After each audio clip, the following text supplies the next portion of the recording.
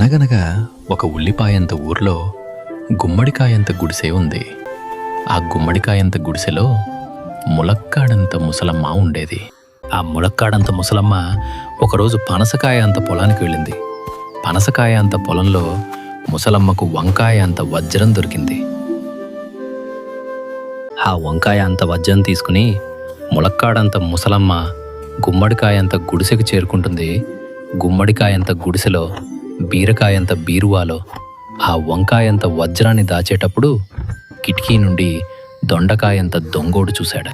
మళ్ళీ ములక్కాడంత ముసలమ్మ పనసకాయంత పొలానికి వెళ్ళాక దొండకాయంత దొంగోడు వంకాయ అంత వజ్రాన్ని బీరకాయంత బీరువా నుండి దొంగతనం చేసి వెళ్ళిపోతాడు. ములక్కాడ అంత ముసలమ్మ బీరకాయంత బీరువాలో వంకాయ అంత వజ్రం కనిపించకపోయేసరికి పోలీస్ స్టేషన్కి వెళ్ళి పొట్లకాయంత పోలీస్కి ఫిర్యాదు చేస్తుంది. ఆ పొట్లకాయంత పోలీస్ లవంగం అంత లాటి పట్టుకుని జీడిపప్పు అంత జీపు వేసుకుని ఆనపకాయంత అడవికి దొండకాయంత దొంగను పట్టుకోవటానికి వెళ్తాడు.